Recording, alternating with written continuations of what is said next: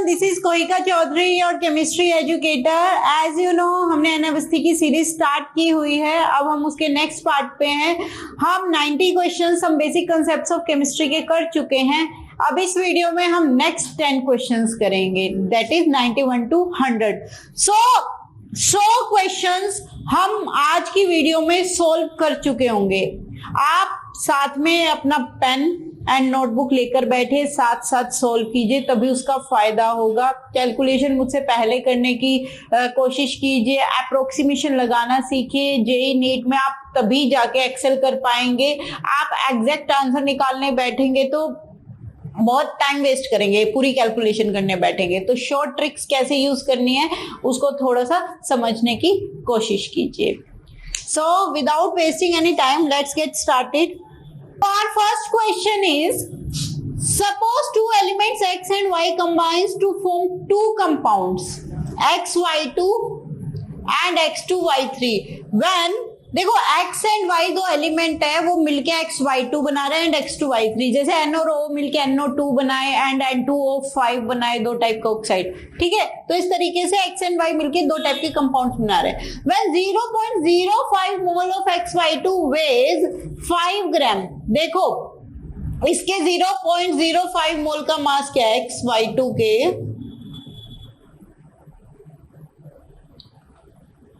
Mass of 0.05 mole of XY2 क्या है 5 ग्राम। तो इसके 1 मोल का मास निकाले, यहां से इसका क्या आ जाएगा हमारे पास molar mass.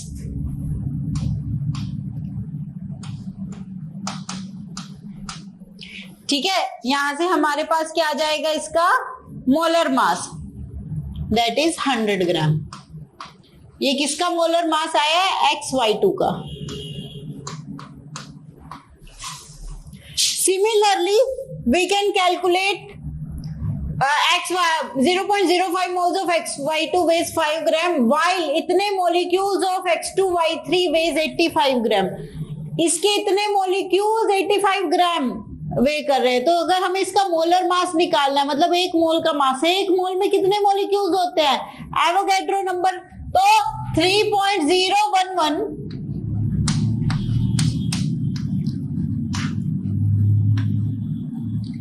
molecules of X2Y3 weighs 85 gram.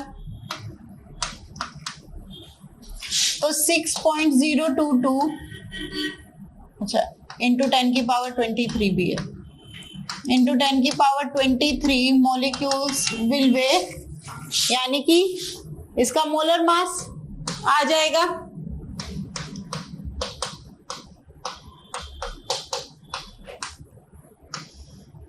Unitary method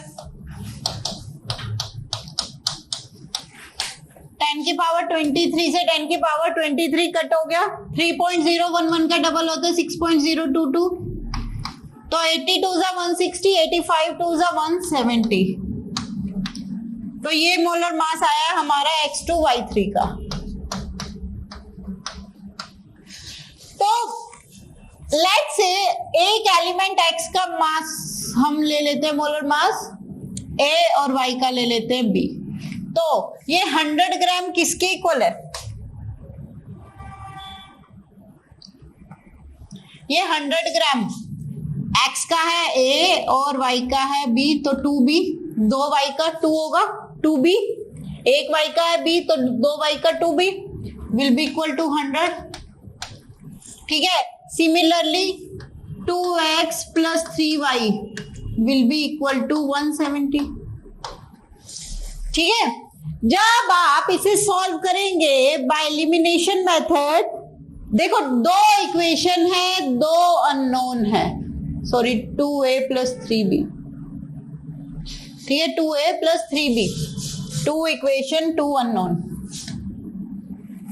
तो इजिली यू कैन कैलकुलेट। तो A एंड B का मास क्या आएगा, A एंड B की वैल्यू क्या आएगी,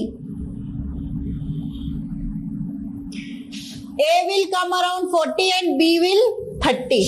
A आएगा आपका 40, B आएगा आपका 30 ग्राम। ठीक है, तो A किसका था, X का, B किसका था, Y का, तो 40 एंड 30, तो C ऑप्शन। तो देखो B एंड C में फर्क समझ लेना, कहीं गलती से गलत ऑप्शन आप मार्क कर दो। Gaseous compound is composed of 85.7% by mass of carbon and इतने परसेंट हाइड्रोजन, इन दोनों को ऐड करोगे तो 100 आएगा, यानी कि एक कंपाउंड है जिसमें कार्बन और हाइड्रोजन ही है सिर्फ, और उनकी परसेंटेज दी हुई है। इफ डेंसिटी इज इतने एट इतने केल्विन एंड इतने atmosphere, determine the molecular formula of compound. देखो आपको क्या दी हुई है, डेंसिटी दी हुई है, आपको वॉल्यूम दी हुई है एंड आपको प्रेशर दिया हुआ है। तो प्रेशर, वॉल्यूम, डेंसिटी से हमें क्या समझ में आ रहा है कि यहाँ आइडियल गैस इक्वेशन लगेगी। आइडियल गैस इक्वेशन की क्वेश्चन हमने पहले पार्ट्स में भी किए हुए हैं। आइडियल गैस इक्वेशन क्या होती है, PV is equals to nRT, ठीक है। तो अब यहाँ डेंसिटी की बात चल रही है, ये क्या होता है, मोल्स क्या होता है, weight upon molar mass.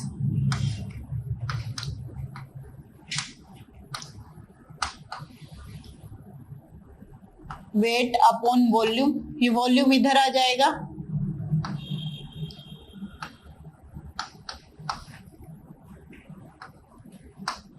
Weight upon volume क्या होता है, mass upon volume, density. D, density को ले लेते हैं हम डी, DRT बाय M, ठीक है। ये फॉर्मूला यहाँ पे आपका लग जाएगा। कैसे लगेगा, क्योंकि हमें क्या निकालना है, मॉलिक्यूलर फॉर्मूला। तो हमें क्या पता होना चाहिए, मॉलिक्यूलर मास। मॉलिक्यूलर मास ये है हमारा, क्या है ये,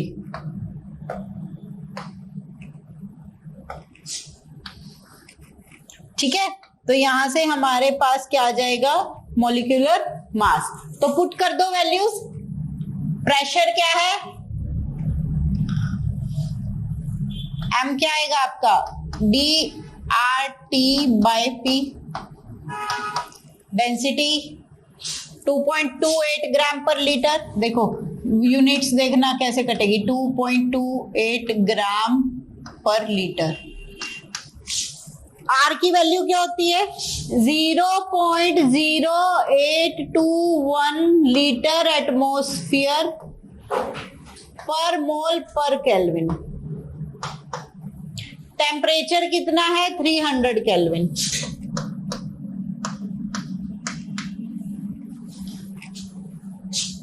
प्रेशर कितना है, 1 एटमॉस्फेयर डिवाइडेड बाय, नीचे प्रेशर है 1 एटमॉस्फेयर। एटमॉस्फेयर से एटमॉस्फेयर कट गया, लीटर से लीटर कट गया, केल्विन से केल्विन कट गया। यूनिट क्या आई आपकी, ग्राम पर मोल, यानी कि 1 मोल का मास ग्राम में। इसे जब आप कैलकुलेट करोगे तो यू विल गेट, इसकी कैलकुलेशन करो,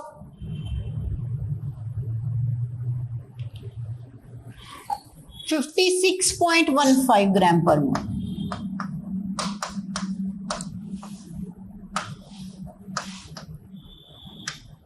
तो ये आ गया आपका मोलर मास। ये क्या आया आपका, मोलर मास। अब उसने बोला है कि 85.7% क्या है आपका, कार्बन। क्या है, कार्बन। तो लेट्स से अगर हम टोटल मास 100 ले ले, ठीक है, इंपेरिकल फॉर्मूला निकालते हैं। यहां से आपके पास कार्बन है एंड हाइड्रोजन है, उसके आपको क्या दी हुई है, परसेंटेज 85.7 एंड 14.3। अब रिलेटिव नंबर ऑफ मोल्स निकाल लो, 85.7 डिवाइडेड बाय 12, 14.3 डिवाइडेड बाय 1, ये आएगा आपका 7.14, ये आएगा आपका 14.3, ठीक है। सबसे छोटे से इसको डिवाइड कर दो, 7.14, 7.14, तो ये आएगा आपका 1, ये आएगा आपका 2। तो क्या है आपका empirical formula, CH2। Empirical formula mass यहां से क्या आएगा, 12 प्लस 2 14, 14। ठीक है, मोलर मास आया है आपका 56.15। तो अगर आप molar mass and empirical formula mass को डिवाइड कर दो, molar mass divided by empirical formula mass,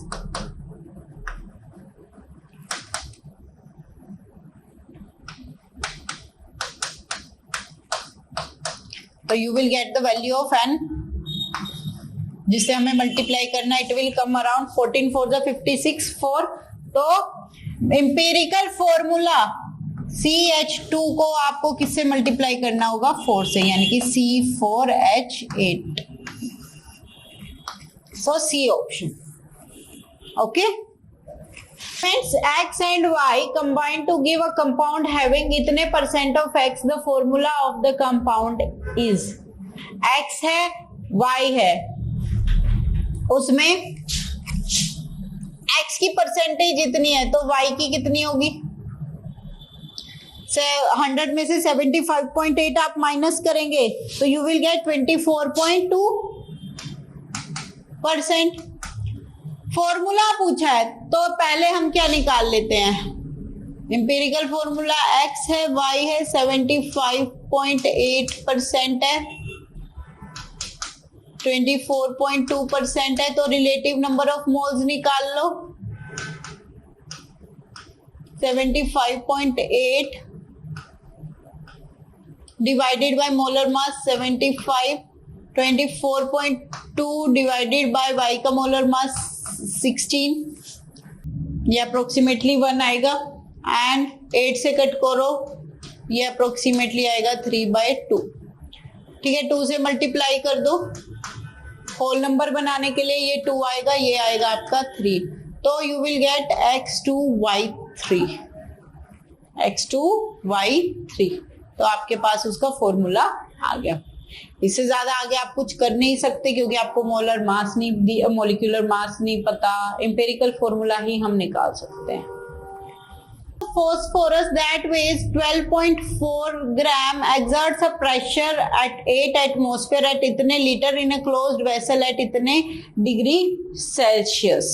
molecular formula of the phosphorus vapor, तो आपको क्या दिया हुआ है? वेट दिया हुआ है, ठीक है, प्रेशर दिया हुआ है, वॉल्यूम दी हुई है, ठीक है, टेम्परेचर दिया हुआ है। तो इसमें क्या लग जाएगी हमारी? आइडियल गैस इक्वेशन, क्योंकि आपको मॉलिक्यूलर फॉर्मूला निकालना है, उसके लिए आपको मॉलिक्यूलर मास पता होना चाहिए। PV is equals to nRT। Pressure क्या है आपका? 8 एटमॉस्फेयर। वॉल्यूम क्या है आपकी? 0.821। मोल्स क्या हो गए? मास ओवर मोलर मास। मास कितना है? Weight 12.4, molar mass m। r क्या होगा? 0.0821। ठीक है, टेम्परेचर क्या आएगा? केल्विन में लेना है क्योंकि इसकी unit litre atmosphere mole inverse kelvin inverse होती है। तो टेम्परेचर किस में लोगे आप? केल्विन में। 273 ऐड कर दो, 800। क्या आया आपका? 800। तो निकाल लो, हम बहुत इजी कैलकुलेशन है। तो ये 100 देखो, 821, ठीक है, ये इसका क्या होगा? ये 10 टाइम्स होगा इसका। वो छोटा है ना, 0.0821 है, ये 0.821 है, तो इसका 10 टाइम्स होगा। तो 12.4 इंटू 10, 124। तो मास आ गया आपका 124 ग्राम। ठीक है, आप देखो वो क्या है? फोस्फोरस है। ठीक है, तो क्या होगा? किसका आएगा? फोस्फोरस। एक फोस्फोरस का मास, एक पी का मास क्या होता है? 31 ग्राम। तो 4 पी का, P4 का क्या होगा? 31 इंटू 4, 124 ग्राम।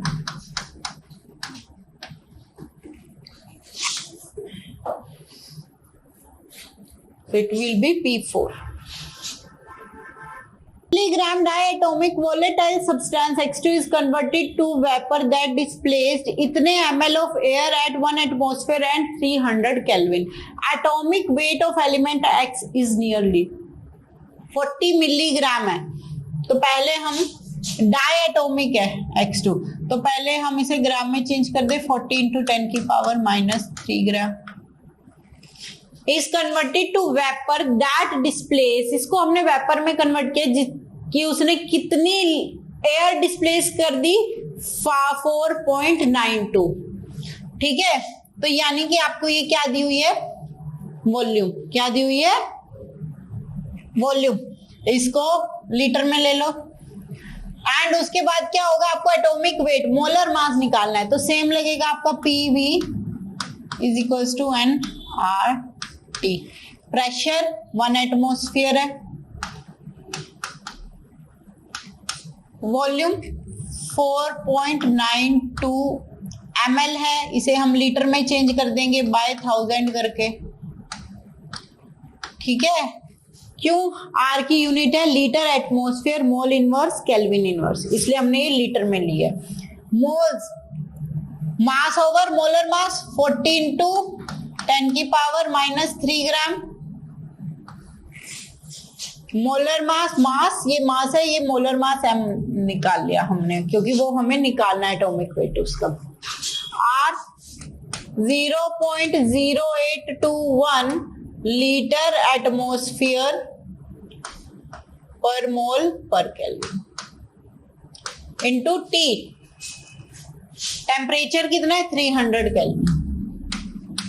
देखो इस तरीके से यूनिट्स लिखोगे तो कटेंगे, आपको पता भी चलेगा कि किस में आना. लीटर एटमॉस्फेयर से लीटर एटमॉस्फेयर कट गया. ठीक है, वो कट हो गया. सो इसको आप m की value you can easily calculate. 40 5000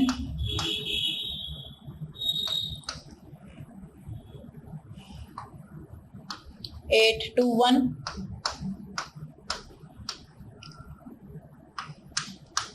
into 300.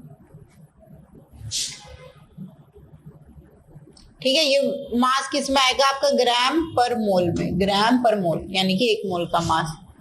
और ये आपका बचा 40/1000 821/10,000 300. ये 1000 ऊपर गया ये वाला. एंड 4.92. सो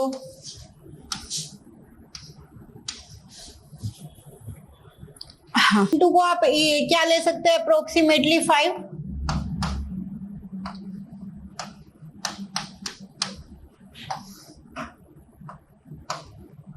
ठीक है, अप्रोक्सीमेटली.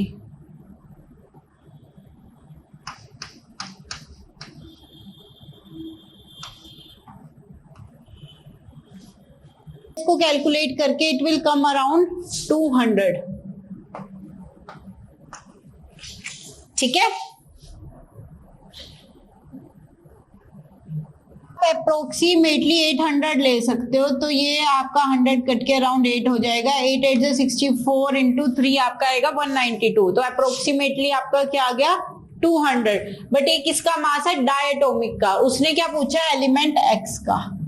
तो एक्स का क्या आएगा, 100. ये X2 का है मास, तो एक्स का क्या आएगा, 100.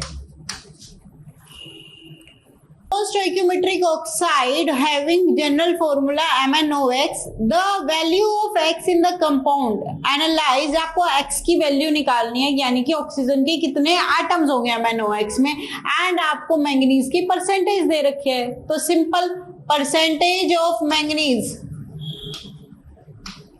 64%. तो क्या होगा, मास ऑफ Mn, मैंगनीज का मास 55 और नीचे टोटल मास ये 55 है, और एक ऑक्सीजन का 16 होता है, तो 16 एक्स ऑक्सीजन का 16 एक्स. तो 55 प्लस 16x इंटू 100। आप इसे कैलकुलेट करेंगे तो you will get x is equals to 1.93। So D option. Gases produced upon complete decomposition of 102 gram NH3 as following are। तो आपको सबसे पहले तो क्या करना है, इसको रिएक्शन को बैलेंस, ठीक है। तो बैलेंस करो इसे, NH3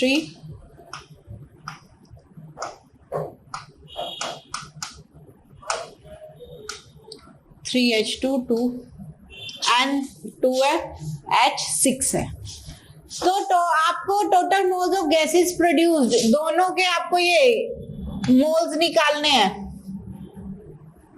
on complete decomposition of 102 gram NH3।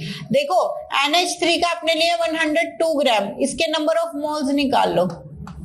NH3 का मोलर मास क्या होता है 17, क्या होता है 17, 14 प्लस 3 17, ठीक है। तो कितने मोल्स आए इसके 6 मोल्स, कितने आए इसके 6 मोल्स। तो NH3 के 2 मोल से N2 के कितने मोल बन रहे हैं 1,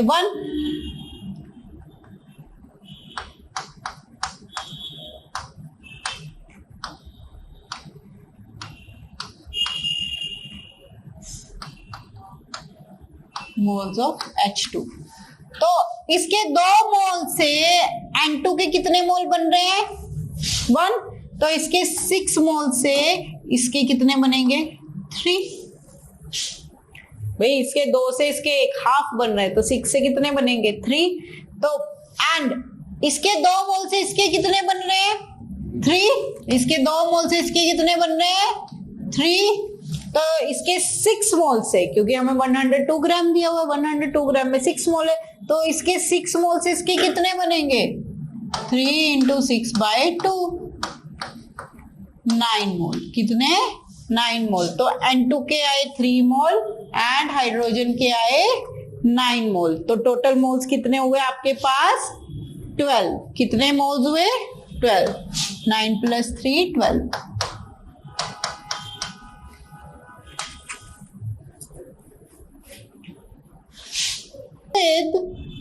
oxygen to produce CO2 and H2O, आपको इक्वेशन दी हुई है एंड बैलेंस करके दी हुई है। मास ऑफ CO2 प्रोड्यूस पर ग्राम ऑफ सुक्रोज। तो पहले आप सुक्रोज का C12H22O11 का मोलर मास निकाल लो। ये क्या है मोलर मास आएगा इसका 342 ग्राम, क्या आएगा 342 ग्राम। तो उसने पूछा मास ऑफ CO2 प्रोड्यूस पर ग्राम, तो इसके 1 मोल से इसके कितने मोल बन रहे हैं 12 मोल, और 1 मोल का मास क्या होता है CO2 का 44। तो यानी कि इसके 342 ग्राम से इसके कितने ग्राम बन रहे हैं 12 × 44 ग्राम। तो उसने बोला पर ग्राम 1 ग्राम ऑफ सुक्रोज, क्या 1 ग्राम सुक्रोज। तो इसके 1 ग्राम से इसके कितने ग्राम बनेंगे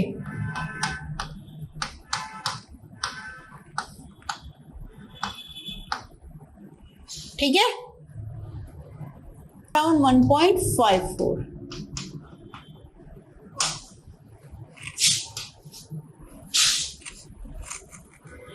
with chlorine to form CCl4, carbon और क्लोरीन रिएक्ट कर रहे हैं टू गिव CCl4, तो 2Cl2 होगा राइट।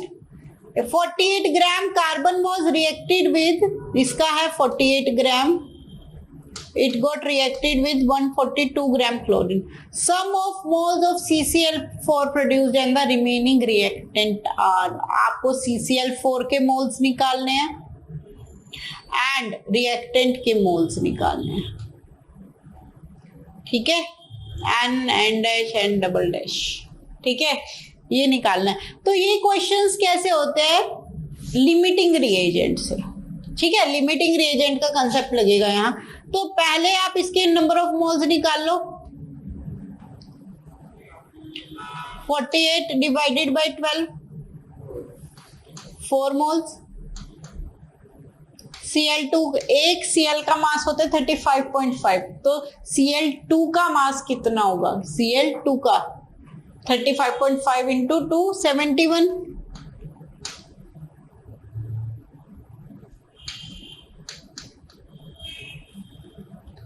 राइट। तो Cl2 के कितने हैं? 2 मोल।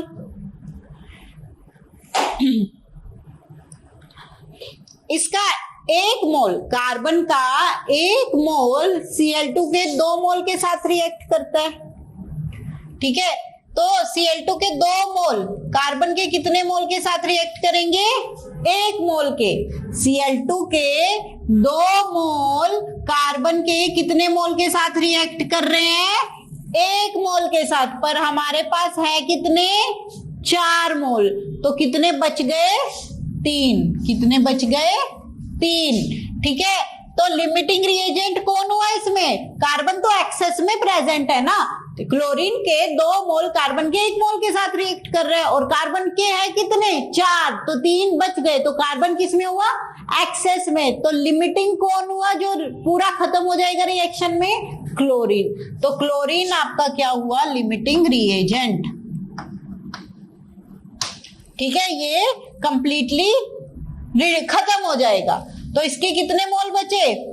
कार्बन के 4 - 1 3, और ये खत्म हो जाएगा, 0 बचा। तो आपके पास कार्बन के 3 मोल बचे। अब जो लिमिटिंग रिएजेंट होता है ना, जो रिएक्शन में कंप्लीटली यूज हो जाता है, उससे हम जो भी निकालना होता है वो निकालते हैं कि प्रोडक्ट कितना बनेगा, रिएक्टेंट कितना बनेगा। तो इसके 2 मोल से इसका 1 मोल बनेगा। तो इसके है भी हमारे पास 2 ही मोल, तो इसका कितना बना? CCl4 का 1 मोल। कितना? 1 मोल, ठीक है। इसके 2 मोल से इसका कितना बनेगा? 1 मोल। तो टोटल मोल कितने बचे हमारे पास? 3 + 1 4।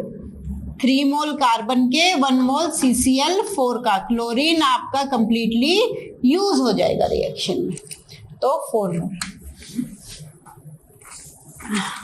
Required for complete combustion of 140 grams of C2H4। C2H4 का हमें कंप्लीट कंबशन करना है। जब हम हाइड्रोकार्बन का कंबशन करते हैं तो क्या रिलीज होते हैं? CO2 and H2O। तो कार्बन 2 है, बैलेंस कर दो, 2 हो गया, ठीक है। कंबशन किसकी प्रेजेंस में होता है? ऑक्सीजन की प्रेजेंस में, ठीक है। तो O2 भी कर दो,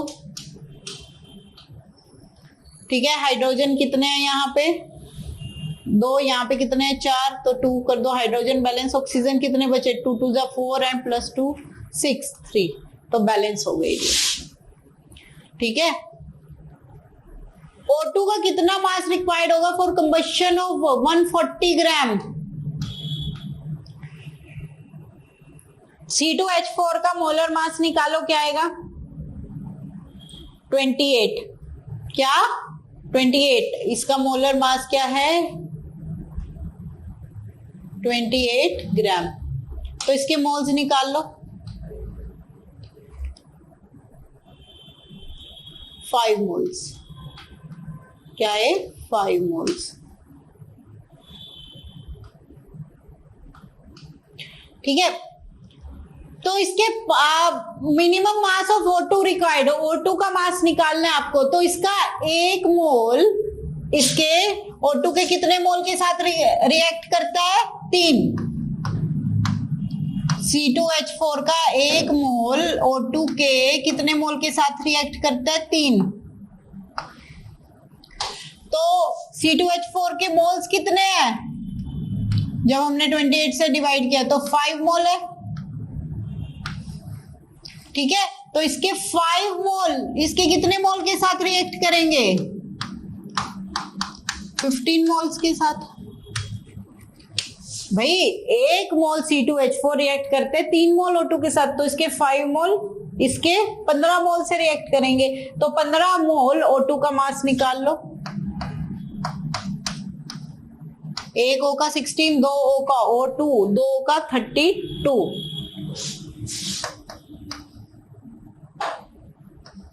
480 ग्राम।